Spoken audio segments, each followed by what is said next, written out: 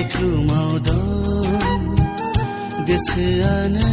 जोंनो दं गोजौआव दं गाहायाव दं सोलेरानो जोंनो दं नोंखौ मोजां मोननायनिफ्रायनो